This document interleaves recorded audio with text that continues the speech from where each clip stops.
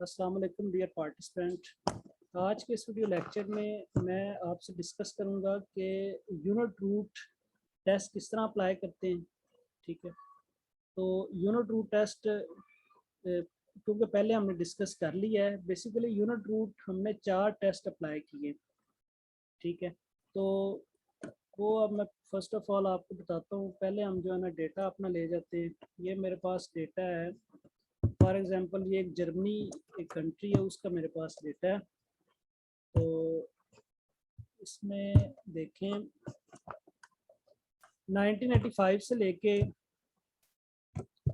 2020 तक का data given है, और इसमें जो मिसिंग वैल्यूज है वो सारी फॉरकास्ट की हुई हैं। ये यानी फॉरकास्ट किया हुआ डेटा है। सिंपल क्या करना है, आपने इस डेटे को यहाँ से कॉपी करना है। कॉपी करने के बाद कंट्रोल सी करें और इसको आप अपने ईव्यूज के अंदर ले जाएं।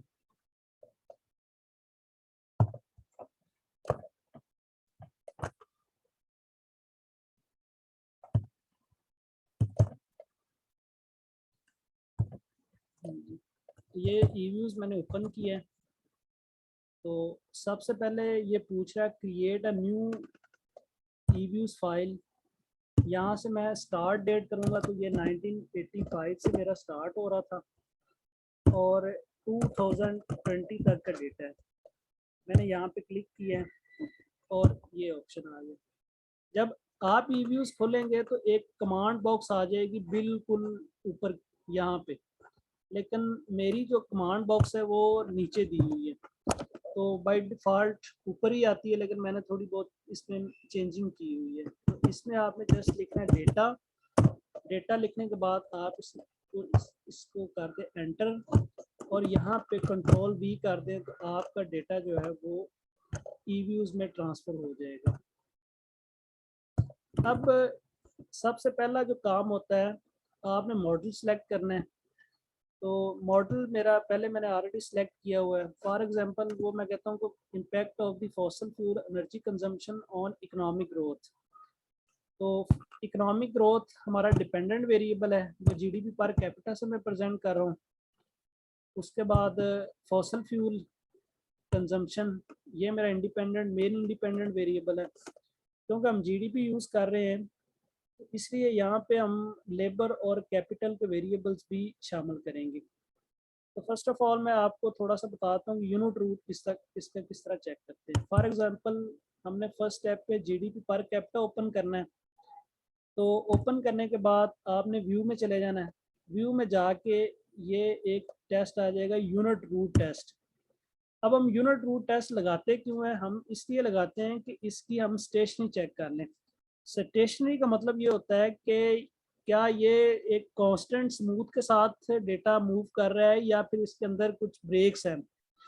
तो हम फर्स्ट ऑफ ऑल जो है ना इसके 4 टेस्ट हम पढ़ेंगे। पहला है जी ऑगमेंटेड डिकी फुलर टेस्ट, उसके बाद फिलिप पैरन टेस्ट, उसके बाद केपीएसएस टेस्ट और एनजी पैरन टेस्ट। तो मैं इसका शॉर्ट रिव्यू आपसे पहले डिस्कस करूंगा। पहले जी ऑगमेंटेड डिकी फुलर टेस्ट। तो ये पहले लेवल है, first difference, second difference, intercept, trend, non.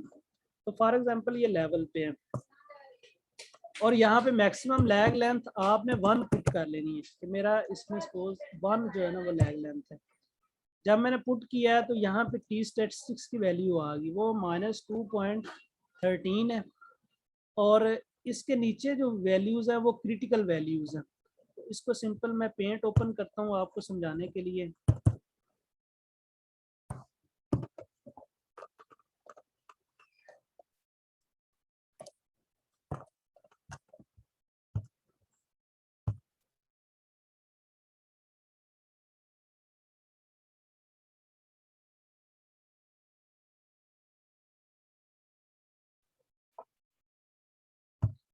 इसमें देखिए फर्स्ट ऑफ ऑल मैंने ये सपोज जो है ना वो ये लाइन मैंने ड्रॉ कर ली है। अब मैं इस पे ज़रा आपको ये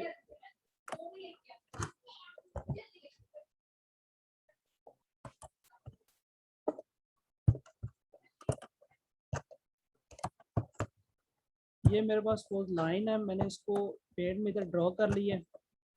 अब ये देखें कि मैं यहाँ पे नॉर्मल जो है ना वो ड्रॉ करना चाह रहा हूँ, तो ये मैंने ऐसे कर देना है। अब जहाँ पे इसकी मैक्सिमम पीक है वो आपका 0 होगा, यानी सपोज यहाँ पे आपकी वैल्यू 0 है, और यहाँ पे जो आपकी जो वैल्यू है वो होती है -1, और यहाँ पे आपकी जो वैल्यू होती है वो होती है +1। तो अब आप देखें कि EViews पे आपकी क्रिटिकल वैल्यू क्या है। इसको मैं सारे को कॉपी कर लेता हूँ, इसको ऐसे कॉपी करके मैं इसको ले आता हूँ पेंट में। ये सपोज मेरे पास डेटा आ गया। अब ये देखें लेफ्ट साइड पे नेगेटिव वैल्यूज होती हैं और राइट साइड पे पॉजिटिव वैल्यूज होती हैं। तो अब इसमें से देखें सबसे जो 0 है, सबसे बड़ी वैल्यू, इसमें सबसे बड़ी वैल्यूज देखें कौन सी है। तो वो जो सबसे बड़ी वैल्यू है वो -2.61 है, जो सबसे बड़ी वैल्यू है। ये सपोज मैं यहाँ पे वैल्यूज ड्रॉ कर लेता हूँ, सारी मैं वैल्यूज लिखता हूँ। यहाँ पे -2.61 है, और इसके बाद क्या होगी, नेक्स्ट वैल्यू होगी, वो वैल्यू है -2.94 है। ठीक है, यानी अगर देखा जाए तो जितनी भी ये वैल्यूज क्रिटिकल वैल्यूज हैं वो सारी इस -2.6 जो 1 है इसके लेफ्ट साइड पे है, जितनी भी वैल्यू है सारी यहाँ पे।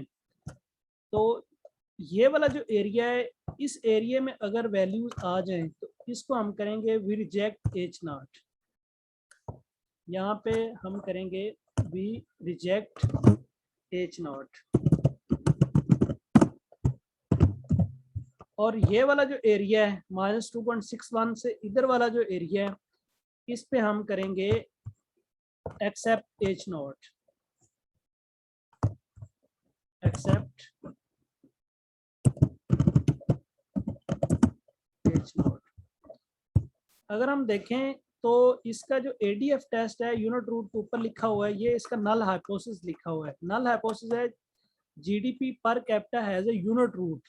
यूनिट रूट का मतलब होता है इट्स अ नॉन स्टेशनरी, यानी नल हाइपोथेसिस हमारा ये है कि GDP per capita has a non stationary, यानी यूनिट रूट है। ये हमारा नल हाइपोथेसिस है। अब हमारी जो ये वैल्यूज है -2.13, अब ये सपोज यहाँ पे है, ठीक है, ये यहाँ पे लाइज कर रही है इस जगह पे -2.13। अब ये क्योंकि इस जोन में जो है ना ये वैल्यूज लाई कर रही है, यहाँ पे हम करेंगे accept H0 -2.13। It's our critical value, ये T स्टैटिस्टिक्स की क्रिटिकल वैल्यू है। इसका मतलब we accept H0। It means that हम कह रहे हैं कि जो लेवल पे ये हमारा जो GDP पर कैपिटा है वो स्टेशनरी नहीं है। तो इसके लिए हम नेक्स्ट मूव करते हैं। फिर अगर ये स्टेशनरी नहीं है तो हम क्या करते हैं, दोबारा यूनिट रूट पे जाते हैं, तो फर्स्ट डिफरेंस अप्लाई करते हैं।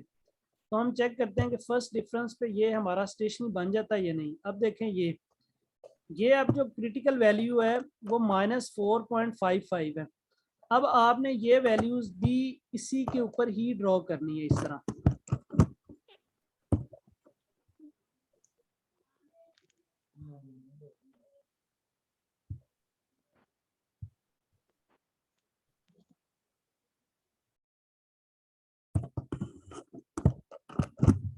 इस वैल्यू को मैं यहाँ पे जब ड्रॉ करूंगा, ये जो क्रिटिकल वैल्यू है ये आई है -4.55। तो अब ये -4.55 कहीं जो है ना वो इधर लाइज कर रही है, ये देखिए यहाँ पे। तो यहाँ पे क्योंकि अगर -4.55 है तो इसका मतलब ये है we reject H0। Reject H0 का मतलब है कि हम रिजेक्ट कर रहे हैं कि देर इज नॉन स्टेशनरी, इसको रिजेक्ट कर रहे हैं, और एक्सेप्ट कर रहे हैं देर इज स्टेशनरी। यानी हमारा जो ये GDP पर कैपिटा है, अगर हम ADF यूज करें तो यहाँ पे जाके फर्स्ट डिफरेंस पे जो है ना हमारा स्टेशनरी बन जाता है। ये तो हो गया टी। इसके साथ देखिए प्रोबेबिलिटी वैल्यू, अगर प्रोबेबिलिटी वैल्यू लेस देन 10% हो, यानी 0.01 से अगर लेस हो तो वी रिजेक्ट एच नॉट। तो इस केस में देखें यहाँ पे वैल्यूज जो है वो 0.01 से लेस है, तो इसलिए यहाँ पे हम रिजेक्ट एच नॉट करेंगे। तो इसका मतलब ये हुआ कि GDP per capita under the ADF test is become stationary at first difference. आपका जो time variable time series data होगा वो किसी भी सूरत में सेकंड डिफरेंस पे स्टेशनरी नहीं बन सकता, या तो वो लेवल पे फर्स्ट स्टेशनरी बनेगा या फर्स्ट डिफरेंस पे। आपने ये दोनों चेक करने। अब लेवल को आप ट्रेंड और इंटरसेप्ट के साथ भी चेक कर लें। फॉर एग्जांपल मैं ये कर रहा हूँ, -2.14 है। अब ये वैल्यू भी अगर वहां पे पुट करें तो इसका मतलब ये है कि वी एक्सेप्ट एच नॉट। यहाँ से भी आप चेक कर सकते हैं प्रोबेबिलिटी वैल्यू से। इसके बाद ये इसी को ही आप जो है फर्स्ट डिफरेंस पे चेक कर लें। फर्स्ट डिफरेंस पे चेक कर लें, ये देखें आपको प्रोबेबिलिटी वैल्यू भी बता रही है कि ये जो है ना फर्स्ट डिफरेंस पे स्टेशनरी बन गया। इसका मतलब वी रिजेक्ट एच नॉट। ये तो हमारा एडीएफ टेस्ट है। इसके ऊपर हम दूसरा टेस्ट भी अप्लाई करते हैं। यहाँ से करें जी, ये जी fill up parent test. Fill up parent test first of all level पे चेक कर लें, इंटरसेप्ट पे चेक कर लें। तो इसमें देखें कि फिलअप पेरेंट के मुताबिक ये लेवल पे ही जाके स्टेशनरी बन गए। इसको अगर आप ड्रॉ करें वहाँ पे तो ये प्रोबेबिलिटी वैल्यू ये बता रही है कि ये फर्स्ट डिफरेंस पे जो है ना स्टेशनरी बन गया। ठीक है, इस तरह इसको अगर हम ट्रेंड एंड इंटरसेप्ट में भी चेक करें तो ट्रेंड और इंटरसेप्ट पे ये फर्स्ट लेवल पे स्टेशनरी नहीं बन रहा। अब देखें यहाँ प्रोबेबिलिटी वैल्यू इनसिग्निफिकेंट है, तो वी एक्सेप्ट एच नॉट यहाँ पे करेंगे। तो इसको हम ट्रेंड पे चेक कर लेते हैं कि ये स्टेशनरी बन जाता है या नहीं बनता। फर्स्ट डिफरेंस पे चेक करें, हाँ जी ये फर्स्ट डिफरेंस पे स्टेशनरी बन गया। इसी तरह आप जो है ना ये तीनों ऑप्शंस यूज़ करनी है। उसके बाद नॉन पे भी चेक कर लें। ये फिलअप पैरन, इसकी भी सेम जो है ना इसका जो नल हाइपोथेसिस यही है कि series has a unit root या नॉन स्टेशनरी। इस तरह तीसरा जो टेस्ट है वो एनजी पैरन है। एनजी पैरन को चेक कर लें, लेवल पे पहले चेक करें और इंटरसेप्ट पे चेक करें कि ये, हाँ जी एनजी पैरन में बेसिकली जो है ना वो 4 वैल्यूज यूज होती हैं, MGA, MGT, MGB और MGT। आपने जस्ट जो है ना MGA की वैल्यू देखना होती है। तो सिंपल आपने क्या करना है, इसको फर्स्ट ऑफ ऑल उसी टेबल पे ले जाना है। ये मैं पेंट में ले गया हूँ, इसको मैं न्यू वेरिएबल ड्रॉ करता हूँ। फॉर एग्जांपल ये है, इसके ऊपर मैंने फिर वो जो है ना वो ट्रेंड शो कर लिया। अब इस सारे को मैं यहाँ से कॉपी करके यहाँ पे ले आता हूँ। जस्ट मुझे इतना ही चाहिए, इतने को मैं ले आता हूँ क्योंकि नेक्स्ट वैल्यूज नहीं देखना होती है, हमने जस्ट MGA की वैल्यू को देखना होता है। अब फर्स्ट ऑफ ऑल देखें इसमें क्रिटिकल वैल्यू, तो ये वैसे ही प्रोसीजर है जिस तरह हमने पहले पढ़ा है। यहाँ पे हमारा 0 है और लेफ्ट साइड पे जो है ना वो नेगेटिव वैल्यूज हैं। अब ये सबसे जो बड़ी वैल्यू है वो -5.7 है। माइनस में जो सबसे छोटी वैल्यू, माइनस में जो सबसे छोटी वैल्यू है वो हमेशा बड़ी वैल्यू होती है। तो यहाँ पे सपोज जो है ना -5.7 है, 5.7। तो अब ये वाला जो लेफ्ट साइड वाला एरिया है, इस एरिया में हम रिजेक्ट एच नोट करेंगे और एच नोट हमारा है सीरीज हैज नॉन स्टेशनरी।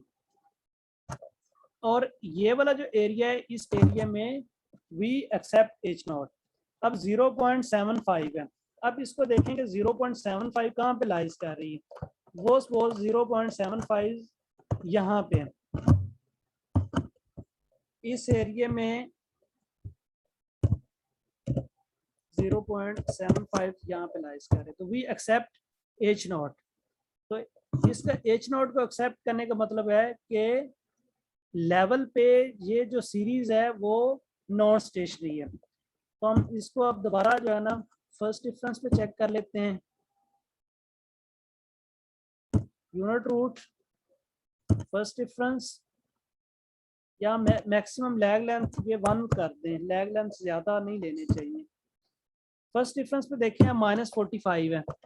अब ये -45 को अगर इस पे ड्रॉ करें तो ये अगर डायग्राम में देखें तो ये कहीं यहाँ पे आ रहा होगा, तो इसका मतलब रिजेक्ट एच नॉट है, वी एक्सेप्ट H1 एक्सेप्ट करने का मतलब ये है कि यहाँ लेवल पे ये जो है ना स्टेशन फर्स्ट रेफरेंस पे ये स्टेशन बन गया।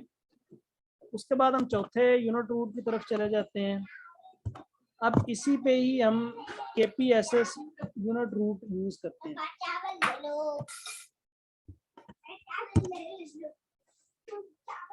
अब KPSS यूनिट रूट, ये सपोज KPSS है, हम इसको लेवल पे चेक करते हैं।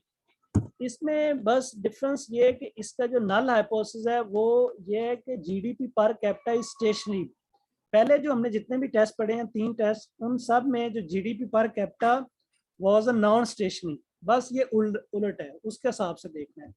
इसमें जस्ट आपने ड्रॉ करने हैं ये सारे, आपको पता चल जाएगा कि ये स्टेशनरी है नहीं स्टेशनरी। इसको मैं सपोज ड्रॉ करता हूँ।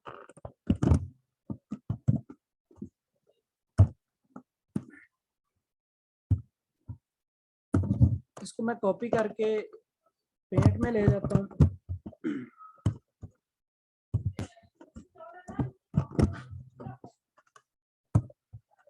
अब ये सपोज देखें, यहाँ पे मैं दोबारा उसी को ड्रॉ करता हूँ।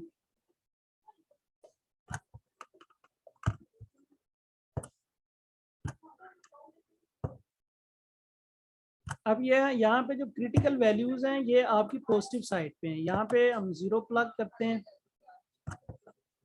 तो यहाँ पे 0 है और यहाँ पे पॉजिटिव साइड पे। अब आप देखें कि आपकी जो क्रिटिकल वैल्यूज है वो पॉजिटिव साइड पे होगी। तो पॉजिटिव साइड में सबसे जो छोटी वैल्यू वो देख लें, वो 0.34 है। तो 0.34 सपोज यहाँ पे आ रही है, तो 0.34 यहाँ पे आ रही है, 0.34। इसमें अब ये वाला जो एरिया है राइट साइड वाला, यहाँ पे हम अपने हाइपोथेसिस रिजेक्ट एच नॉट करेंगे। यहाँ पे हम एच नॉट को रिजेक्ट करेंगे। तो ये है जी ICU for H not, reject H not.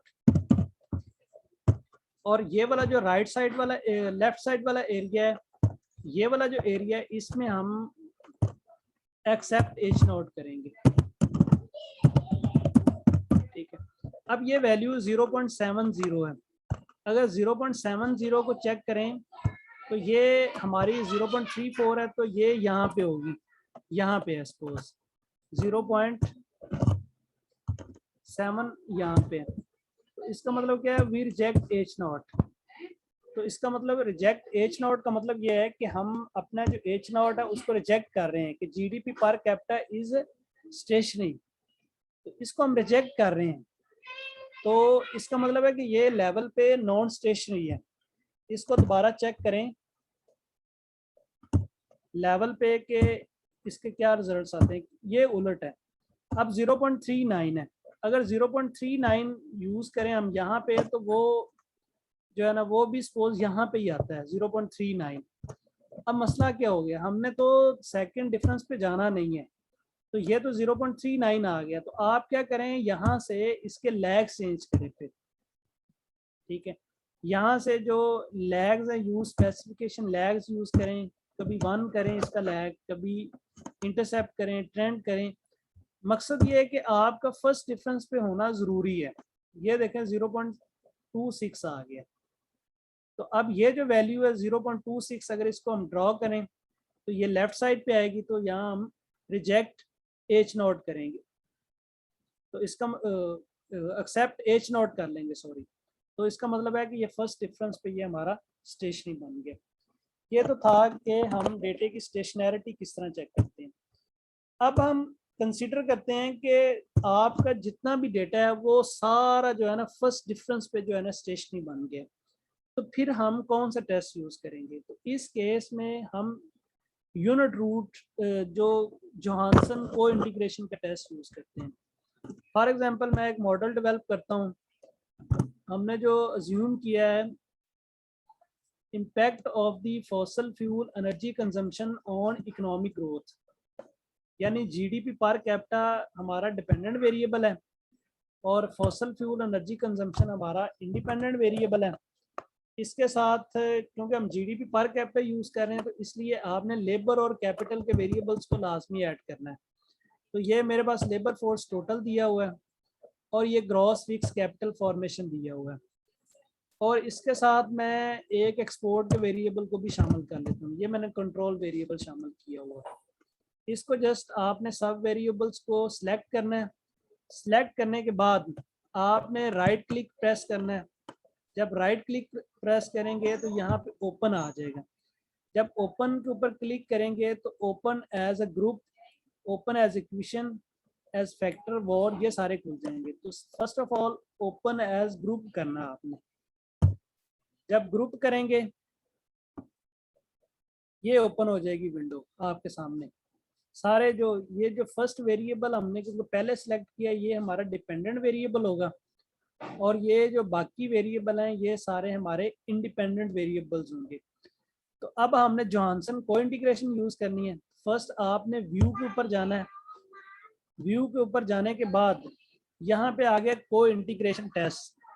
नीचे से अगर आप दूसरे नंबर पे जाएं तो को इंटीग्रेशन टेस्ट। अब ये पूछ रहा है जोहानसन सिस्टम को इंटीग्रेशन टेस्ट है, सिंगल इक्वेशन को इंटीग्रेशन टेस्ट है। तो आपने क्योंकि जोहानसन को इंटीग्रेशन टेस्ट अप्लाई करना है तो आपने जोहानसन को इंटीग्रेशन पर क्लिक करना है। जब आप इसको क्लिक करेंगे तो ये बाय डिफ़ॉल्ट ये विंडो शो हो जाएगी। इसमें आपने अगर आपके रिजल्ट सही नहीं आ रहे तो आपने इनको चेंज करना है। यहाँ से आप ना चेंज करते जाएं, ट्रेंड डाल दें, नॉट ट्रेंड डालें, और ये लैग लेंथ क्राइटेरिया है। बाय डिफ़ॉल्ट ये 1 क्राइटेरिया दिया हुआ है। तो ये लैग लेंथ क्राइटेरिया भी हम चेक कर लेते हैं कि कितने लैग्स होते हैं, ये भी अभी आपको मैं बताता हूँ। तो फॉर एग्जांपल हम चेक कर रहे हैं कि अगर 1 लैग हो तो 1 लैग की सूरत में हम क्या करेंगे। इसको मैं क्लिक करता हूँ। अब इसमें देखें कि ये जो इसमें दो मेरे पास टेस्ट आ गए, एक है ट्रेस टेस्ट और दूसरा जो मेरा टेस्ट है वो है जी मैक्सिमम इगन स्टैटिस्टिक्स टेस्ट। यानी को इंटीग्रेशन में दो टेस्ट यूज होते हैं, एक ट्रेस टेस्ट और दूसरा है मैक्सिमम इगन वैल्यू टेस्ट। अब इसमें देखें कि पहला टेस्ट हम देख लेते हैं। इसमें मैक्सिमम इगन वैल्यू देखते हैं, ये 0.61 ये क्रिटिकल वैल्यू से जो है वो लेस होनी चाहिए, ठीक है। अब ये देखें यहाँ पर जो 0.61 है ये वैल्यूज इससे लेस है। तो इसका मतलब है कि यहाँ पर जो है ना वो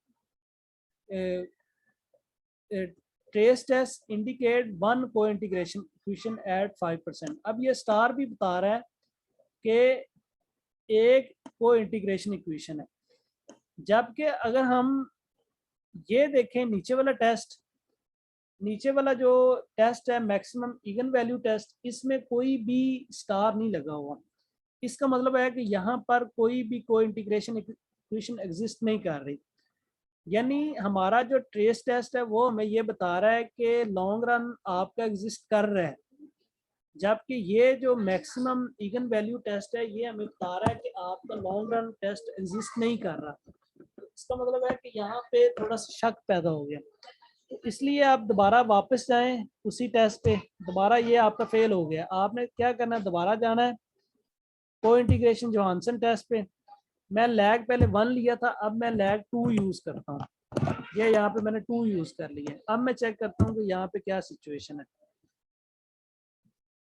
अब ये नॉन के ऊपर भी स्टार आ गया है, 1 के ऊपर भी है, 2 के ऊपर भी है, 3 पर नहीं है, 4 पे भी नहीं है, 4 पे है।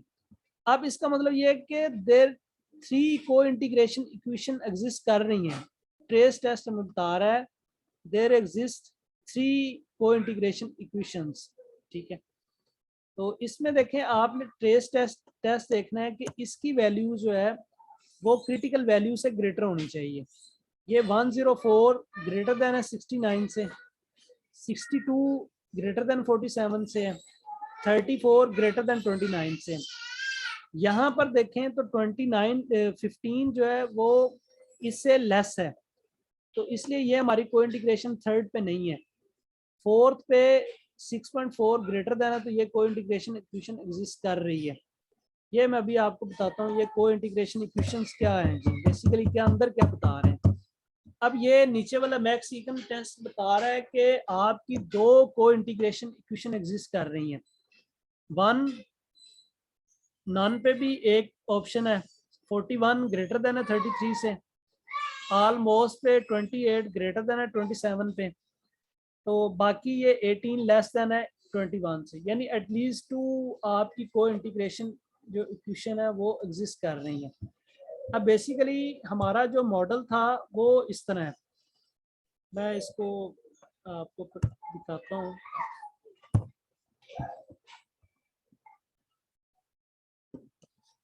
इसको मैं कॉपी कर लेता हूँ।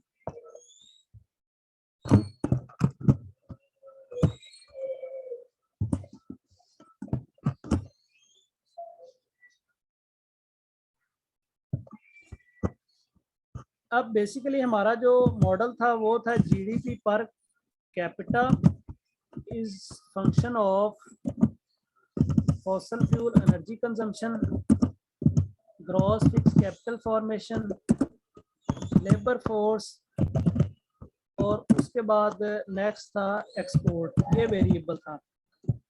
इसका मतलब जो पहला ही जो क्वेश्चन है ये वाली नॉन की बता रही है कि जीडीपी पर कैपिटा जो हमारा डिपेंडेंट वेरिएबल है उसके ये जो इंडिपेंडेंट वेरिएबल है इनके साथ लॉन्ग रन रिलेशनशिप एग्जिस्ट कर रहा है, और इट्स आइडियल सिचुएशन ये डिपेंडेंट वेरिएबल का इंडिपेंडेंट वेरिएबल के साथ रिलेशनशिप एग्जिस्ट कर रहा है। अब जो 1 है इसका मतलब ये है कि आपका जो फर्स्ट इंडिपेंडेंट वेरिएबल है वो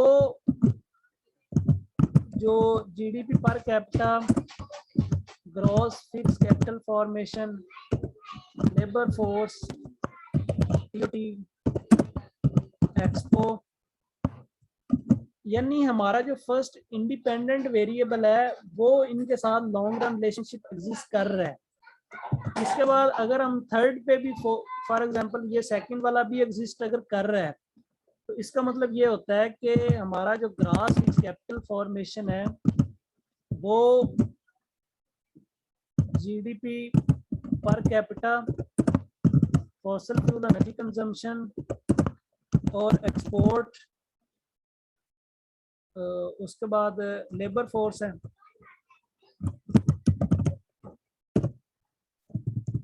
के साथ इंटीग्रेट जो है वो रिलेशनशिप लॉन्ग रन एग्जिस्ट कर रहे हैं। अब ये अगर दोनों इक्वेशन हमारी नॉन पे आ जाए इट्स आइडियल सिचुएशन, ये इससे बेहतर कोई नहीं हो सकता। लेकिन अगर 1 और 2 पे भी आ जाएं तो ये जो इकोनॉमिस्ट हैं ये एक्सेप्टेबल रिजल्ट्स होते हैं।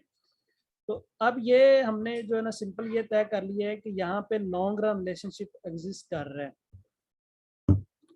इसमें दो देखो, पहला आइडियल कि डिपेंडेंट वेरिएबल इंडिपेंडेंट के साथ लाजमी रिलेशनशिप एग्जिस्ट कर रहा है, और बाकी 1 और 2 भी यहाँ पे एग्जिस्ट कर रहे हैं, यानी फॉसल फ्यूल और ग्रॉस फिक्स कैपिटल भी जो है रिलेशनशिप एग्जिस्ट कर रहे हैं।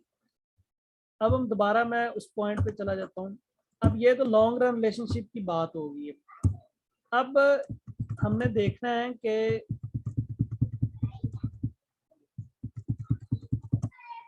कि जो डिपेंडेंट वेरिएबल है उसका इंडिपेंडेंट वेरिएबल्स के साथ क्या रिलेशन है, तो उसका ये लिखा हुआ है नॉर्मलाइज को integration coefficients standard error in parenthesis.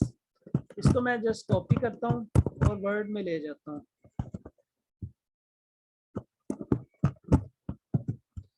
अब ये बेसिकली सारी जो है ना एक साइड पे इक्वेशन दी हुई है।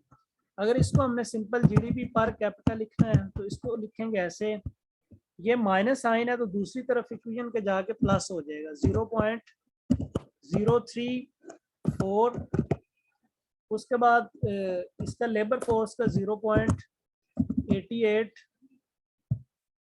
लेबर फोर्स टोटल, उसके बाद ये ग्रास फिक्स कैपिटल है उसका भी होगा 0.83 ग्रॉस फिक्स कैपिटल फॉर्मेशन, और एक्सपोर्ट का भी आएगा 0.497 एक्सपोर्ट। अब इसके नीचे जो जितनी भी वैल्यूज पेंसिल्स में दी हुई हैं वो हमारी स्टैंडर्ड एरर्स हैं।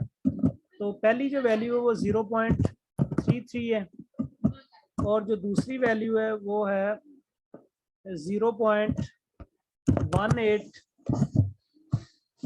मैं इसको राउंड करके लिखता हूँ, और उसके बाद है 0.11, उसके बाद है 0.05।